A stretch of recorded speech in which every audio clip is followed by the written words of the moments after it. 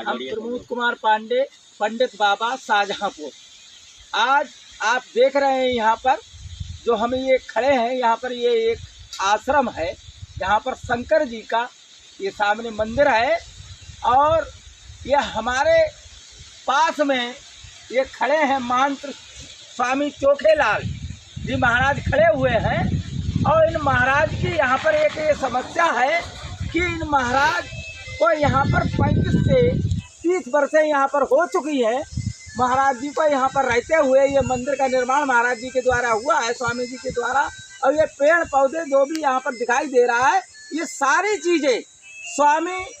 जी महाराज के द्वारा यहाँ पर ये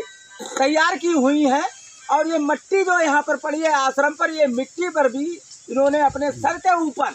पलों से ढो ढो के इस मंदिर को बनाया है और इस मंदिर का निर्माण कार्य शुरू करवाया है। और आप देख रहे हैं कि यहाँ पर जो भी व्यवस्था दिखाई दे रही है वो सब स्वामी जी के द्वारा की गई हुई है। अब यहाँ पर जो आज हमारे साधु संत जगह जगह से आकर यहाँ पर इतने लोग जो इकट्ठे हुए हैं, स्वामी जी के आदेश अनुसार और स्वामी जी के निवेदन के अनुसार जो ये यहाँ पर इकट्ठे हुए हैं,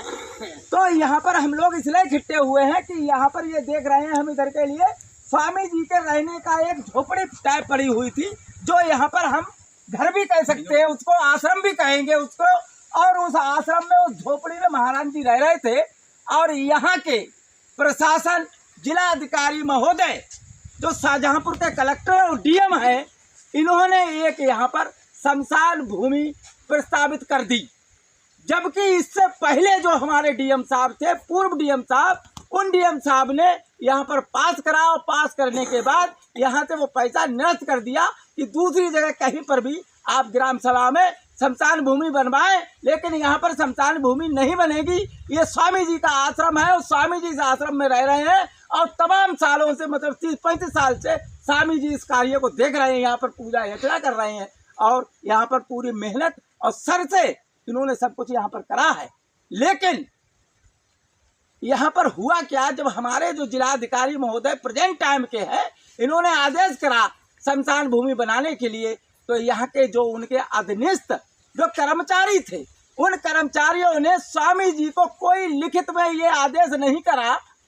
कि हम तुम्हारा जो है झोपड़ी तोड़ने आ रहे हैं, तुम्हारा आश्रम तोड़ने आ रहे हैं। जबकि जहाँ पर भी शासनादेश और मुख्यमंत्री जी माननीय के अनुसार कहीं पर भी कोई चीज तोड़ी जाती है, उससे 24 घंटा पहले उस व्यक्ति को वहां पे अवगत कराया जाता है। लेकिन यहाँ के जिलाधिकारी महोदय ने कोई स्वामी जी को अवगत नहीं कराया, ना उनके किसी कर्मचारी ने अवगत कराया। और उनके सामने आकर पुलिस बल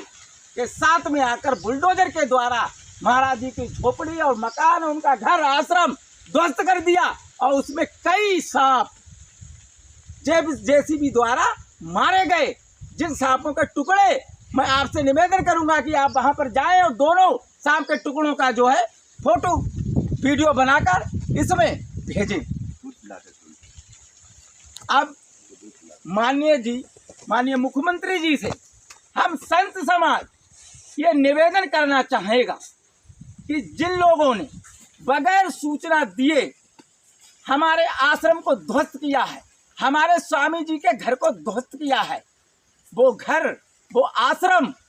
पुनः उन्हीं लोगों के द्वारा